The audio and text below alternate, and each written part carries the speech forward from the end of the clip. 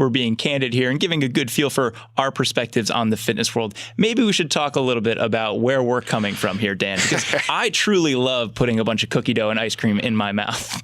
So we've talked about this before. Dylan is much younger than me and in dramatically better shape. You know, he's getting like fan mail from screaming teenagers. I am not. That's all too flattering, Dan. I'm not the Beatles. I know, but Dylan's a fit, good-looking younger guy. I am 45, and last year decided I was going to get back into running and super messed up my knee. 6 months of physical therapy, a lot of sort of sedentary by force behavior. And then about 3 months ago, I went back to the gym and I realized I work well with appointments. That's good for me at work. It's good for me in fitness. So I pay a trainer to come to my home gym. I live in a building that has a nice gym. And 3 times a week, we do a very hard, didn't start hard, but it's hard now, hour workout. And then he sort of holds me accountable. We text back and forth on days we're not working out. And it's been very good to make me go to the gym when I'm not with him. And also like when I'm on vacation, like I was on a cruise ship last week and instead of at midnight having a pizza, I had a piece of grilled chicken. So there you go, Dan. That's restraint right there. Yeah, I'm putting an effort in to sort of get back to palatable. I was joking to one of our colleagues today that I'm trying to look more Hulk and less Endgame Thor, and that's a bit of a spoiler if you haven't seen that, but Thor has let himself go a bit out of depression in that movie. So I'm working very hard, but my habits are more regimented and expensive than the way you're doing it. Yeah, for the summer, I've been biking about 20 miles each day to work to make up for the fact that the metro is closed. And I usually play soccer about once a week in a DC rec league. And so, I mean, I'm biking a good amount. I play some sports, but I'll occasionally get down to the gym, but I'm not someone who's spending a ton of money on fitness products.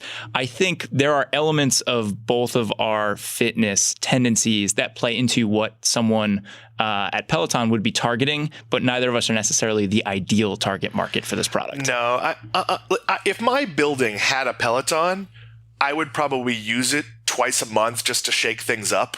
But when you go to a class and you're not physically there, there's no real accountability for it. Like if I have an appointment with my trainer and I cancel, it costs me money. If he shows up and I don't put in a full effort, well, I've wasted time and money. Whereas if I'm doing it remotely, there's only so much encouragement. And you know, again, like there's people in my family. My aunt is super fit, and she was always the one that had the old Nordic Track ski machine, and she'd use it all winter when you can't go outside. Peloton would be perfect for her because she goes to classes, but she's time constrained. For someone like me, for someone like you, I'm not entirely sure at the price point it's a very logical product. Yeah, and there are definitely some internet memes about the stereotypical Peloton customer and the place that it sits, maybe in the home or in the home gym or something like that. You know, there was this tweet thread that went viral a little while ago, and it was from a Twitter handle at Clue Haywood. And Clue said, "Love putting my Peloton bike in the most striking area of my ultra-modern $3 million house." And right.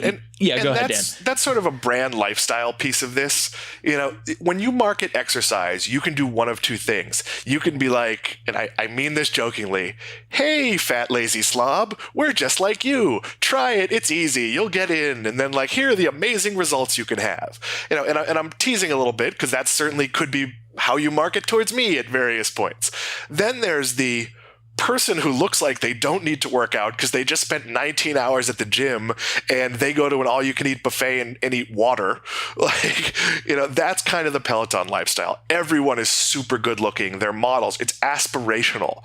Like, you're supposed to believe that if you buy a Peloton, 3 months from now, you're going to be a supermodel living in a mansion. And rationally, I think you understand that's probably not going to happen, but that's kind of where they're going. It's how a lot of the high-end gyms market themselves. You know, this is a gym you're going to come to that costs $200 a month where you put makeup on before you go. Yeah, this positioning is not limited to Peloton. I think you look at a lot of the boutique gyms out there. I'm thinking about Orange Theory. I'm thinking about some of the other really big ones, Soul Cycle, for example. A lot of those are scenes kind of into themselves, and they are a place to be seen, and it's a kind of cultural community in addition to being a place where you work out. I think Peloton plays on that a little bit, except it is in the comfort of your home.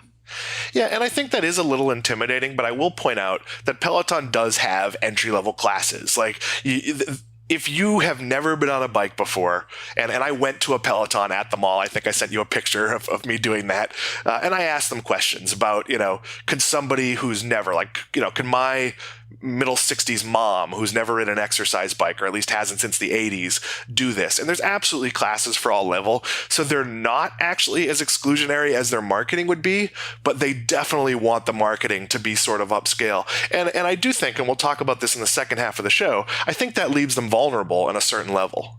Yeah, and actually there are some tools that the company makes available that almost play into this visualize your future self mode, where if you're on their site and you're on mobile, at least on iPhone, and you're checking out one of their products, you can use AR to place it in your home, and you can literally have the Peloton sitting in front of you, in your corner or out in front of your windows as they are in these advertisements. So there is this element to the way that they are trying to market to people of like, hey, picture this and picture your future self a little bit. So Jason Moser and I talked about augmented reality a few weeks ago. And one of the things we talked about is how valuable it would be for sort of like trying on outfits and, geez, I wonder what I would look like in that hat or that pair of glasses. Now, you sent me an augmented reality picture of a Peloton in our office, and I'm familiar with that spot in the office, and I had to look at it and go, wow, did you get one of these to test out? Is this just a coincidence that we're doing a show and they drop one off? So it was 100% believable. That said, I don't need augmented reality to picture how an exercise bike might look like in my house. It's not something that requires a fit, like a pair of glasses where you might like it and it might not look good.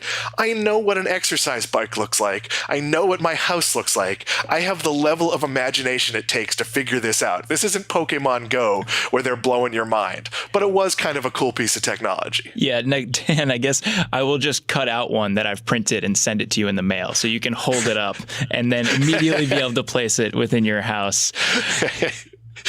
Yes, I'll give you my fax number later.